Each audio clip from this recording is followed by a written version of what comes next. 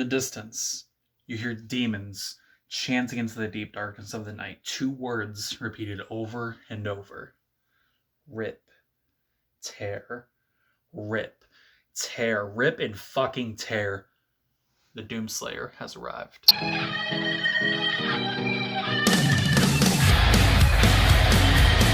Welcome to Run Does Music, where today we're taking a look at another review commission from my boy Eduardo. Here's a link to his Twitch channel. Go give him a follow, show him some love. This time he has me reviewing the soundtrack for Doom 2016. Last time I took a look at Persona 5's soundtrack and was honestly a little overwhelmed by the sheer multitude of tracks to cover and the fact that it covered many different paths and aspects of the absolutely massive game world. From quick 6-second jingles to fully thought out songs reaching the 3-minute, 4-minute, 5-minute mark with multiple versions, it was a lot to take on, but I took the challenge, and I like to think that I came away from it pretty well. This time around, however, it seems that we have a much more focused, one goal in mind journey to embark on. I was excited to see that this album, and this soundtrack, I'm probably going to call it an album just out of habit, followed a pretty solid progression from start to finish, with a few nice little surprises. And the progression matched the intensity of the game itself as well, from the hard-hitting, gruesome, bloody moments to the more focused, almost narrative times. All in all, the soundtrack holds its own way as a perfect compilation companion, perfect for taking apart Demon Rebellion piece by bloody piece. So let's get into it. One thing that immediately caught my attention was the individual spoken word tracks, along with the last track that's not spoken word but still kind of falls into the same realm. Those being Dogma, Demigod, Dogma, and Doom, each numbered 1 through 4 respectively, and boasting equally powerful mood-setting elements. By the way, this whole soundtrack overall speaks to the tone and mood of the Doom game pretty fucking well. You can't just have a game about gruesome death, destruction, guns, and fucking yeah, without having an album that matches that intensity, especially when the intensity dies down. And I feel like these moments where there might not be as much guitar-driven elements, as much like blood and gore on your screen, these moments can really fit the in-between times. I especially enjoyed Dogma, the third selection, as it just fits in perfectly between the absolute chaotic fury and damnation and the slow burn and anticipation that Incantation brings to the table. These tracks coming, of course, before and after the fact, with Incantation before and Damnation afterwards. The track coming before feels like a damned choir calling out into the void of corpses that riddle the battlefield, serving as both a warning and a proclamation. Doom is coming. Doom is on the way. You cannot escape Doom. And it comes in the shape of a demonic angel, headstrong and focused on his one goal in mind. As the rising sounds of voiceless screams, just again screaming into the void, as they slowly die out, were replaced by one sound prevailing among the rest. Footsteps. Once again, the warning was given, and for those who didn't heed the warning, here comes the action. The Doomslayer has fucking arrived. And then more than likely you're taking shotguns to demon heads once again. Once that song Incantation stops, the third spoken track begins, and once again it fades into nothing. And we're met with one of the several straight up metal songs present on this album, before being the aforementioned Damnation. Atmosphere can be equally well represented by 2 very different sources within the media, and has been done well many times before. But this soundtrack truly, both in an unbiased and a partially biased way, takes things to a whole nother level. In the original Doom game, there was a solid MIDI accompaniment, but when this game reached the modern audiences, it needed a truly breathtaking sound to accompany the new violence. Something different but still core to the general ideals of what you come to expect when it comes to sound as a companion to this type of game. So when this part gothic, part metal track kicks in, any worries that it might not feel the same or sound the same melt away just like the skin, flesh, and bones of your enemies. You get a sense of the game's momentum and the overwhelming power that comes with it. The whole game, you're using everything in your arsenal, both conventional and maybe not so conventional, such as with a big fucking gun to absolutely level the playing field. Again, guns, grenades, your bare hands to literally rip and tear apart your enemies. Nothing's off the table here. Just like nothing is off the table when it comes to songs like Damnation that throw everything at a wall, and damn near everything sticks. Damn near everything feels good to listen to, not only in this song, but in other songs on the soundtrack as well. And after you're done taking apart enemy after enemy, target after target, your heartbeat settles. Not completely, just enough to still get a sense for the adrenaline pumping through your veins as your footsteps are echoing throughout a corridor. You don't forget where you are. You don't forget what's about to happen. What just happened in that room, it's going to repeat over and over as an endless cycle of torment. Not for you, but for your enemies. That's what the soundtrack means. Your focus is on one singular object, in the distance and just as bright as the bloody glint on your armor. Vengeance. The That's not to say that this album is 1000% Fury 1000% of the time, though.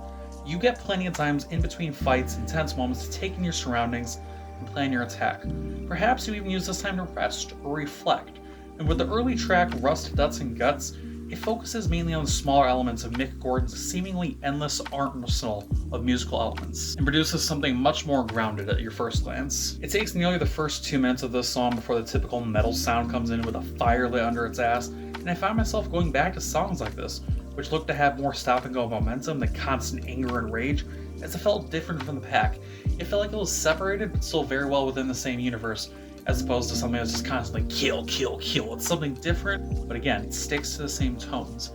It feels just as, what's the word, grim underneath the surface. Underneath crushing guitar and drums, you can still use subtle things like wind howling, and just minimal synth, small little tiny elements and sounds to deliver an impact. The synth as well is fantastic here. It's on great display in the slower parts of this song, especially focusing on the almost heartbeat, like again, going back to the heartbeat, the tense, you're not out of the woods yet, but you have that small moment to sort of like let the adrenaline settle moments.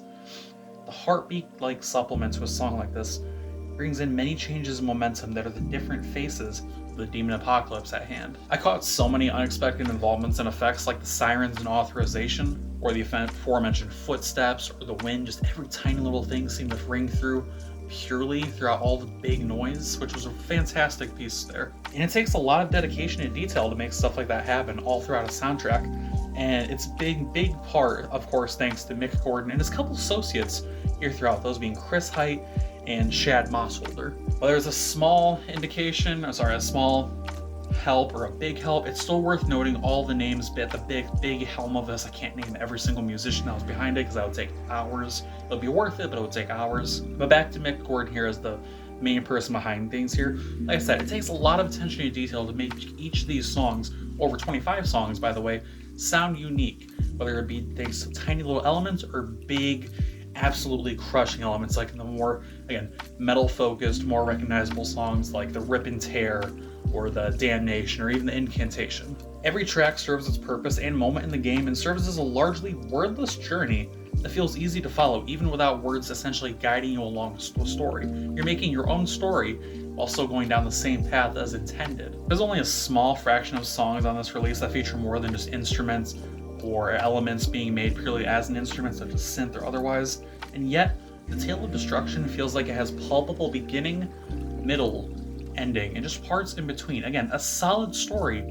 being told for the most part without words is a fantastic thing to accomplish with a soundtrack like this. In terms of hype or deservedly more overdone tracks like BFG Division, Harbinger, and Mastermind, those really come to mind as I want to close out this review in terms of things just to talk about and really bring up some quick elements and points about. BFG Division feels like an absolute monster. Harbinger feels like a call to action in every way possible.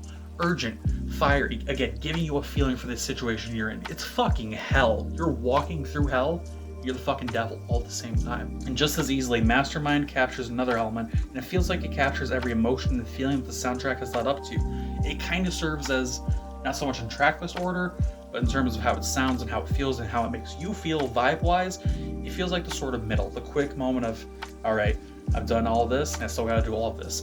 Bring it all in, get it all on my chest, bring it out blazing. And then the last track features a synth-heavy intro, giving a more chaotic vibe to the events at hand, and puts you into this almost uncomfortable headspace. The departure goes away from mainly guitar-heavy sound, and suddenly you're thrust into a different feeling, a different environment, something you're not completely familiar with. You let your guard down for a second, and the whole world around you change, just like this song changes towards the overall feeling of the album. It catches you off guard and keeps you on your toes, just like this game does from start to finish. When I initially got the request for the soundtrack, admittedly my initial thoughts were, fuck, not another soundtrack, I'm doomed. But what I found instead was something perfectly my speed and perfectly in line with my musical likings and leanings. There's a reason this soundtrack was nominated for multiple awards and won those same awards. It's fucking brilliant. It serves its purpose and stands just like the Persona 5 soundtrack as something fantastic even on its own when you take the game away. That, as well as faithfulness, relevance, and power in line with the game, makes for a wonderful experience, and for that reason and the reasons I've discussed, the Doom soundtrack gets a score of 8 out of 10. And that's a review. Let me know what you think down in the comment section below. Do you agree with my points? Do you think I skipped over some stuff? Pretty easy for me to skip stuff here, seeing as there's, again, over 25 songs. Let's get a discussion going about it. Thank you again for watching. Stay hydrated. Have a good day. I'll see you next time.